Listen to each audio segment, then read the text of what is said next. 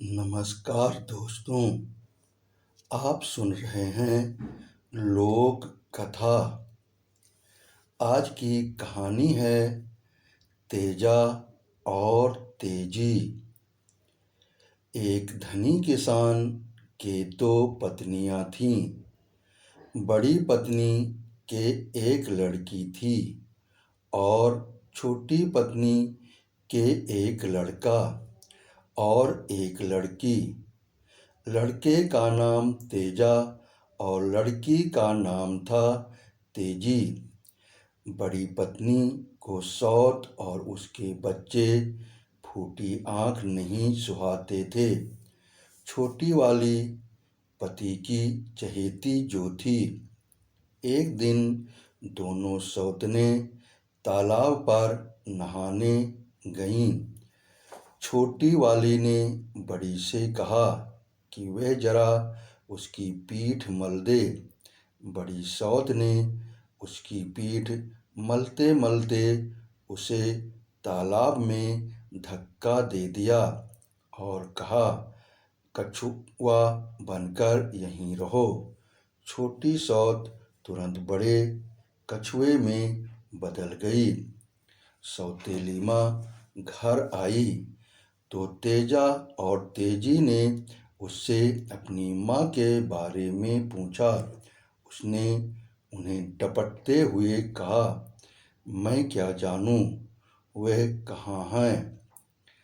अगले दिन सुबह तेजा और तेजी तालाब के पास गायों को चराने ले गए तो एक कछुआ तालाब से बाहर आया और अचरज की बात कि वह उनसे बातें करने लगा। कछुए ने कहा, बच्चों, मैं तुम्हारी माँ हूँ। तुम्हारी सौतेली माँ ने मुझे तालाब में धकेला और कछुआ बना दिया। मुझे तुम्हारे खाने पीने की चिंता लगी रहती है। यह कहकर उसने एक पत्ते पर थोड़ी उल्टी की और अपने बच्चों से उसे खाने के लिए कहा। वे उसे खा गए। उन्हें अचंभा हुआ कि उसे खाते ही उनकी भूख मिट गई। उस दिन के बाद वे हर सुबह माँ के पास जाने लगे। वे अपने पेट से खाना निकालकर उन्हें खिलाती। तेजा और तेजी की सौतेली माँ ने देखा कि अब वे भूख की शिकायत नहीं करते हैं। वे खाए पिए और स्वस्थ दिखते हैं। अपनी बेटी को वे खूब अच्छी अच्छी चीज़ें खिलाती हैं, फिर भी वो मरियल सी हैं। उसे लगा जरूर दाल में कुछ काला है, सो एक दिन उसने अपनी बेटी को तेजा और तेजी के साथ ये देखने को भेजा कि वे बाहर कुछ खाते तो नहीं। तेजा और तेजी सौतेली बहन के साथ अपनी माँ के पास नहीं जाना चाहते थे, इसीलिए उन्होंने उसे दूर निकल गई एक गाय को लाने के लिए भेजा और लपक कर माँ के पास पहुँचे। माँ ने पत्ते पर वमन किया। वे फटाफट उसे खाने लगे। उन्होंने खाना शुरू किया ही था कि सौतेली बहन उन्हें ढूंढते हुए आ पहुंची। उसने कहा कि वे जो खा रहे हैं वो भी खाएगी। उसे वे बहुत अच्छा और तृप्तिकर लगा। तेजा और तेजी ने उससे विनती की कि वो अपनी माँ को कुछ न बताए। शाम को वे घर लौटे तो किसान की बड़ी पत्नी को लगा कि उसकी अपनी बेटी का पेट भी भरा हुआ है। उसने बेटी को कौंचा, बोलो, तुमने दिन में क्या खाया। बेटी ने कहा, कुछ भी तो नहीं, पर वह इतनी आसानी से पीछा छोड़ने वाली नहीं थी। उसने बार बार पूछा और आखिर पीटने की धमकी दी। तो बेटी ने तालाब के कछुए और उसके वमन के बारे में सब कुछ उगल दिया, यह भी कि वह कितना स्वादिष्ट था।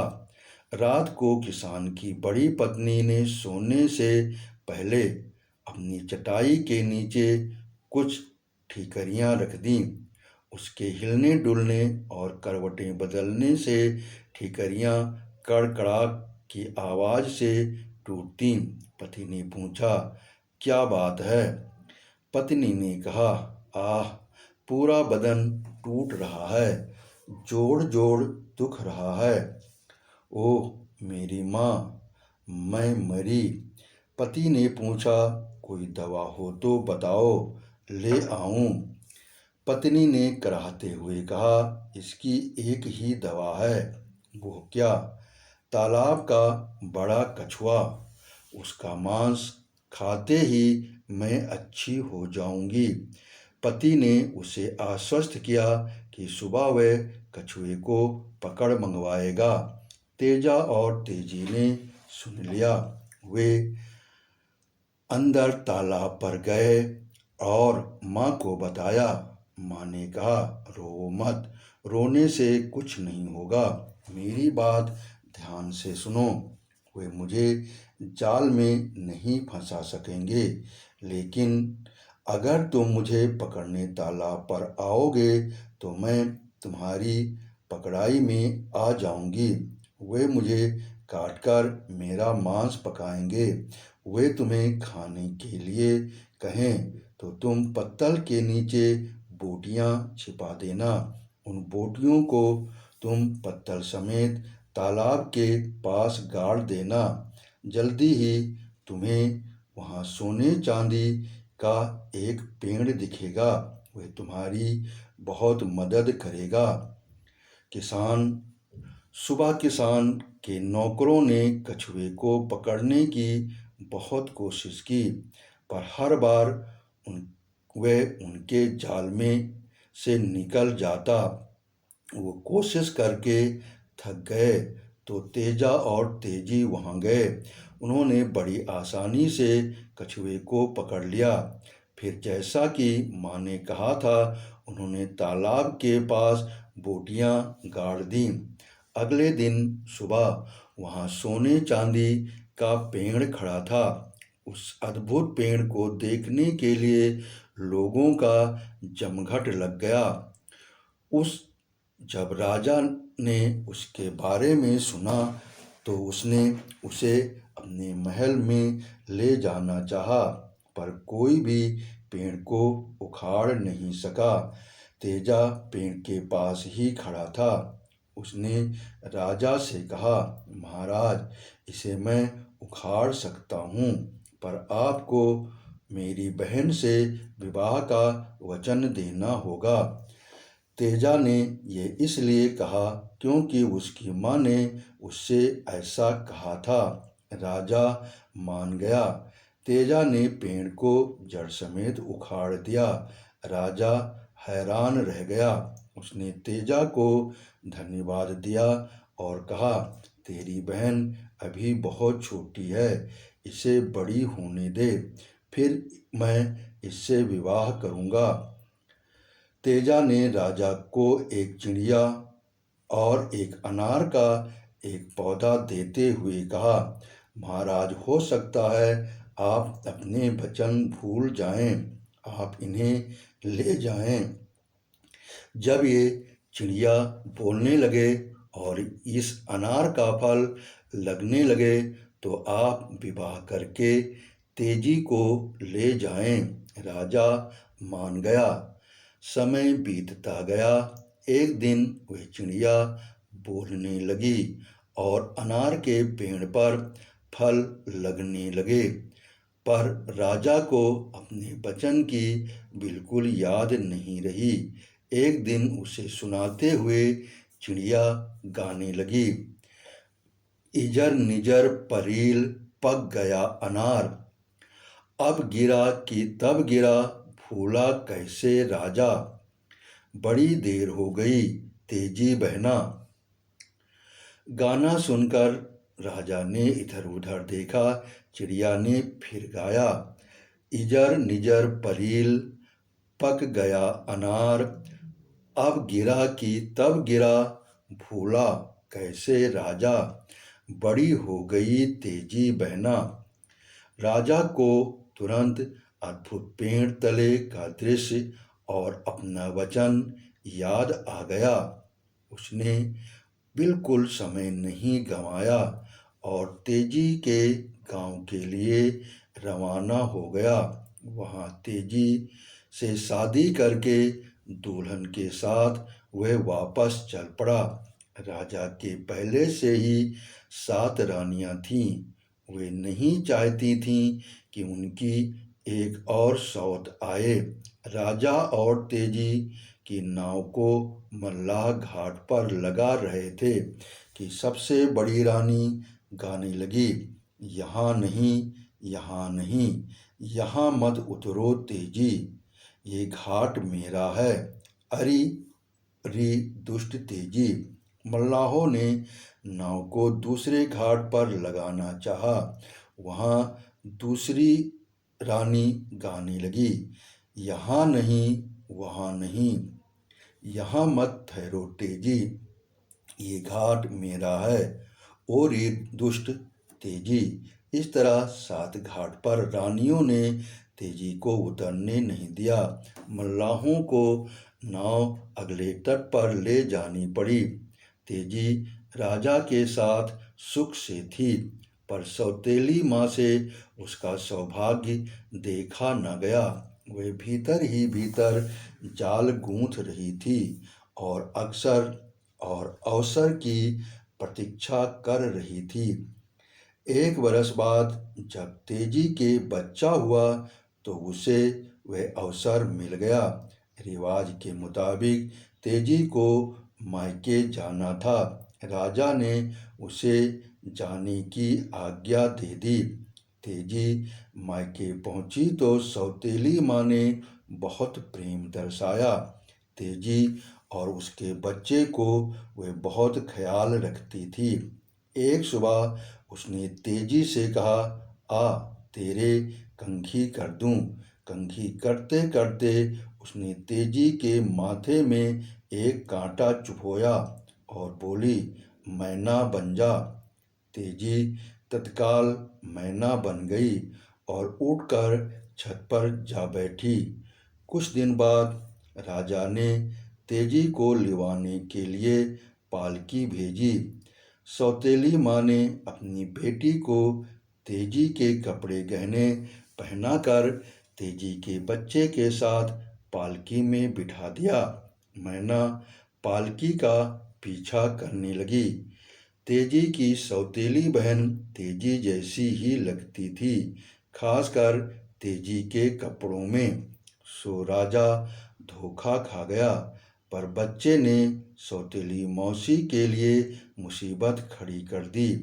माँ के बिना उसका रोना बंद नहीं होता था। सौतेली मौसी ने उसे दुलारने और दूध पिलाने का प्रयास किया तो मैना चीख उठी, किसका बच्चा दुलारती कौन, इससे तो ये ज़्यादा रोता। मैना का गाना राजा ने भी सुना। वह असमंजस में पड़ गया। मायके जाने से पहले तेजी अपने करघे पर जालीनुमा कोई कपड़ा बुन रही थी। वह करघे पर अधबना कपड़ा था। सौतेली बहन करघे पर बैठकर बुनने का दिखावा करने लगी तो मैना चीखी, किसका करघा बुनती कौन, धागे तोड़ेगी, उलझाएगी मुई। राजा का संदेह चरम पर पहुंच गया। तेजी कितनी अच्छी तरह बच्चे को सार संभाल करती थी और कैसी कुशलता से करघा चलाती थी। राजा ने अपने दोनों हाथों से एक एक लड्डू लिया। राजा ने अपने दोनों हाथों में एक एक लड्डू लिया और मैना से कहा, मेरे हाथों में 2 लड्डू हैं, एक लड्डू फूंक का है और दूसरा प्यास का। अगर वास्तव में तुम मेरी अपनी हो तो भूख के लड्डू को खाओ, अगर तुम कोई दूसरी हो तो प्यास के लड्डू को खाओ। मैना उसके हाथ पर आ बैठी और भूख के लड्डू के चोंच मारी। राजा ने मैना को सहलाया तो उसे उसके सर पर कोई सख्त चीज महसूस हुई। वह कांटा था। उसने कांटे को खींचकर निकाल दिया। ये लो, उसकी तेजी उसके सामने खड़ी थी। तेजी ने उसे सारी बात बताई। तेजी की सौतेली माँ और उसकी बेटी को छल छंद के बारे में जानकर राजा का खून खौल उठा। उसने तुरंत बदकों को आदेश दिया कि वे धूर्त सौतेली बहन का वध कर दें और उसका मांस और चर्बी एक पीपे में रखें। दूसरे पीपे में उसके हाथ पांव और सर रखें और तीसरे में उसका खून। फिर उसने 2 आदमियों के साथ तीनों पीपे तेजी की सौतेली माँ के पास भिजवा दिए।